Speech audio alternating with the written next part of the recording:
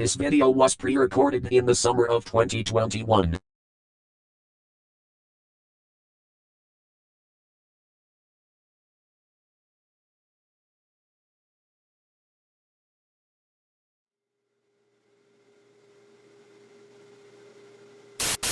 Hold on there, stop the video, put it on hold right now. Now, I just want to give you a bit of a warning before starting this video, in which you're going to hear me be angry during certain parts. Like, I am not going to be Mr. Nice Guy at certain times. Now, don't worry, I will try my hardest to remain calm, but considering my feelings toward this franchise, you may as well deal with me going hardcore sometimes while I tear this movie into shreds and pieces, so if you rather want to hear me talking completely in a 100% nice, cheery mood, then it's probably best if you skip to the end and leave the video right now so that you can just see me as the happy-go-lucky YouTuber, reviewer, aspiring animation creator, and animation lover who also does art and plays video games and loves collecting home media from any generation.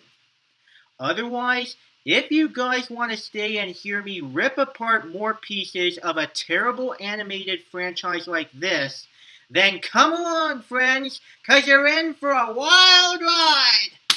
It's the wildest ride in the wilderness! Woo-hoo! Yeah, get up, partners! Anyways, back onto the video. You know whose movie is so bad that he shouldn't get his own franchise of animated films despite bombing at the box office? This polar bear! Of all the animated films I've seen, Norm of the North is possibly one of the worst to ever get a theatrical release. Like, right up there with the Emoji Movie. The writing is an absolute train wreck, the story is dreadfully predictable, the environmental message is preachy as heck, the humor is at its most painful, the characters are either stupid or have no purpose, and the animation is so bad it can be considered unwatchable. But you want to know the worst part of it? The people at Lionsgate were not only so dumb to think that it would be good enough for theaters, but were also very dumb to think that it would be successful enough to become a franchise, right in the veins of The Land Before Time and Alpha and Omega. The only redeeming factor of it is that the sequels are all direct-to-video films. Keys to the Kingdom is arguably the worst of them all, and King-Sized Adventure, while still terrible, is actually the best one. But what about this one? How bad can the fourth film possibly be? Let's just get this over with.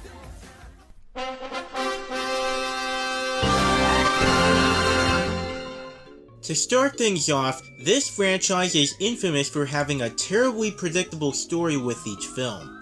This one continues that tradition. The plot follows Norm as he sets off to China to retrieve his crown, which was apparently stolen, before a jubilee begins in the Arctic, while at the same time he goes on a vacation to China with his family. To begin with, the story is barely even a story at all. Most of it is just a large series of pointless scenes that dominate the movie's running time, and you won't find any sort of logic in those scenes. The only part of the movie that has at least something to do with the plot is the very end, and those elements only last a few minutes before the film ends. And let's not forget the fact that this movie has a surprise environmental message about saving the Arctic, because clearly nothing was learned from the first installment. Only this time, instead of saving the Arctic from industrialism, Norm has to save the Arctic from an eternal winter that could destroy the Jubilee, which is all done by returning home with the crown, because hey, that's the only way the Arctic can survive. And as always, this environmental message is preachy to the max while being horribly executed. Even Cloudy with a Chance of Meatballs 2 did it better than any of the Norm films. If the cliched and dreadful storytelling wasn't enough, the humor is some of the worst comedy in a movie. As usual, the characters attempt puns, fart jokes, and more, and in here, they barely, if not never, deliver a laugh. And once again, Norm's constant cell phone gags and caribou puns strike back to blind audiences with all the swag he has. It's like neither the writers nor the director cared when making this. In fact, that applies to its predecessors. If nobody cared when writing the script for this movie, then it's safe to say that with all these sorry excuses for plot elements, nobody will care that I can call this bad writing, or in this case, broken writing.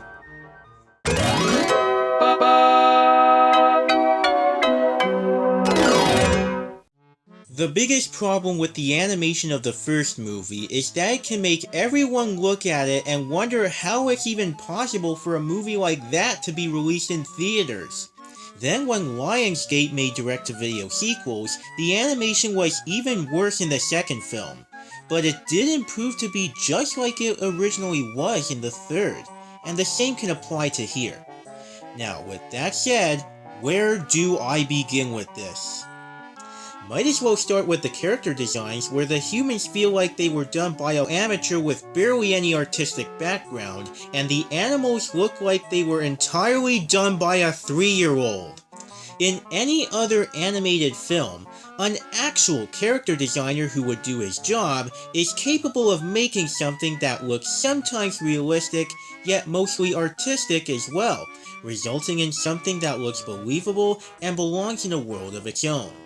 These designs, however, are something they want to create in order to end up getting fired from their jobs. This can make anyone question how any professional artist would ever look at this crap and think this is acceptable to be displayed on screen.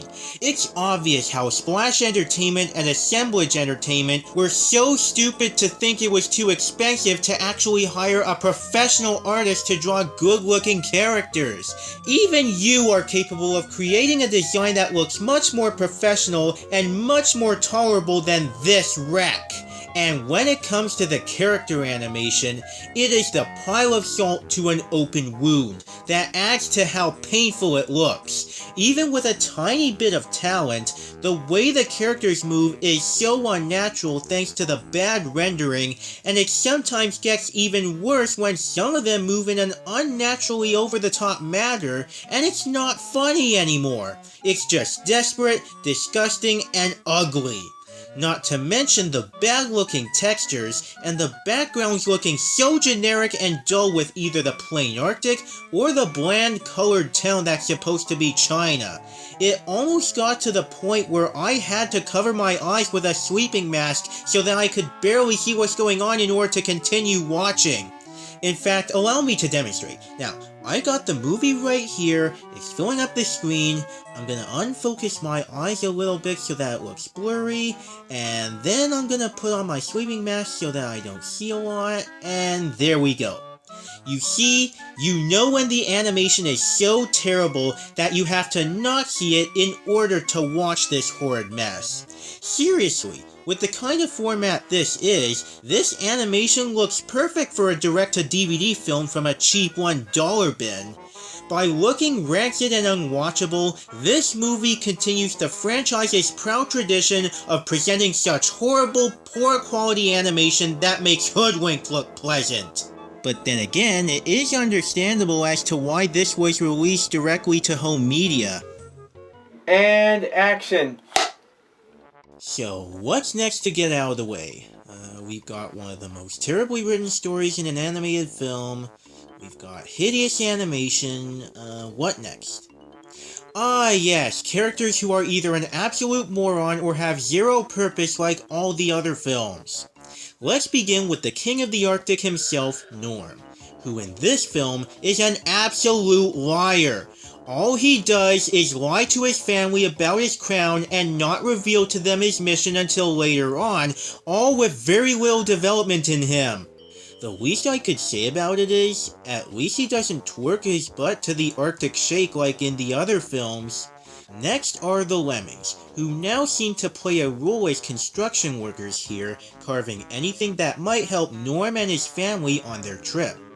Now what can I say about them here? Holy crap, they're the same annoying comic reliefs, and at the same time, Minion ripoffs. Now, say what you will about the Minions, but at least they do put in some effort to be funny at times. With the Lemmings, however, all they do is attempt and fail to be funny with their usage of fart jokes and their unnaturally over-the-top shenanigans. I'd simply make like Thanos and use my Infinity Gauntlet to wipe out those stupid little rodents from existence.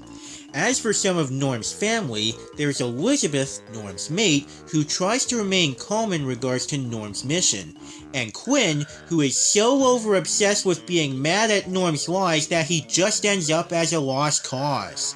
When it comes to the new characters, we've got Pete and Repeat, the White Tiger twins, who are already dull just by their names alone.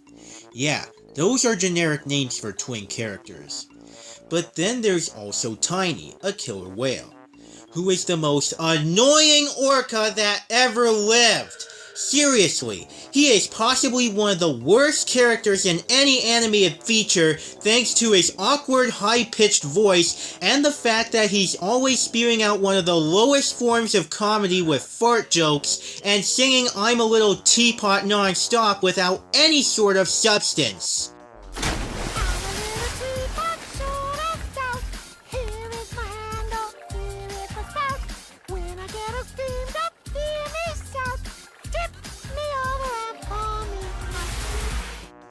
Plus he can get so annoying that he feels like the annoying orange all over again.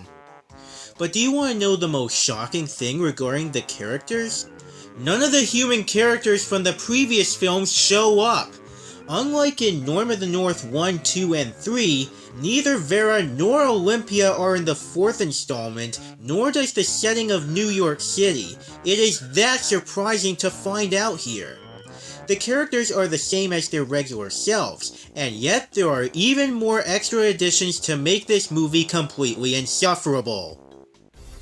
As with all the other Norm films, Norm of the North Family Vacation is one of those things in life that shouldn't exist, yet it does, and several people have become very disappointed in humanity because of it. Although it is a tiny improvement from the first two films, it doesn't change that it's still worse than the third with an abysmally predictable story, a message that's as preachy as the first films, terrible humor, annoying characters, and some of the worst animation in movie history. My only recommendation for this is just don't go watch it! None of these movies deserve any of your attention, and neither does this! It's films like Norm of the North 4 that are the reason why people don't take animation seriously and refer to it as a genre instead of a medium to make movies. But what makes this even worse is that Lionsgate and Splash Entertainment are continuing to enforce this wrong notion by mass-producing more Norm of the North films that continue the franchise's tradition of bad writing and unwatchably terrible animation. My only hope is that the 5th film will be the last time we ever see Norm in a feature film, and that Splash Entertainment can forget their wrong notion of that dumb cartoon nonsense. Otherwise, this franchise will eventually see the same downfall as other long-running animated film franchises like The Land Before Time, Ice Age, and Alpha and Omega. If there will ever be a time when animation will be taken seriously by the movie industry and the general public, then these movies should just disappear. They should vanish into the hole of obscurity whose films share their factors with other animated films of the same quality of awfulness like Food Fight, The Emoji Movie, and Arctic Dogs. Because like those movies and the other Norm films, this is nothing more than a cartoon catastrophe and a disgrace to the animation industry.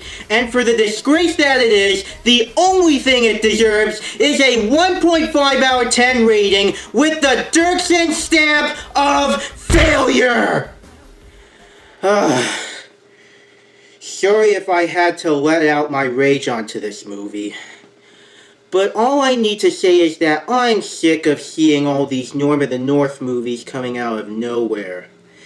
They've got a 5th film in the works, and I only hope that after that one, the franchise will be fully dead as it should be. See you guys later. And remember, Animation gives you power. Use your skills wisely.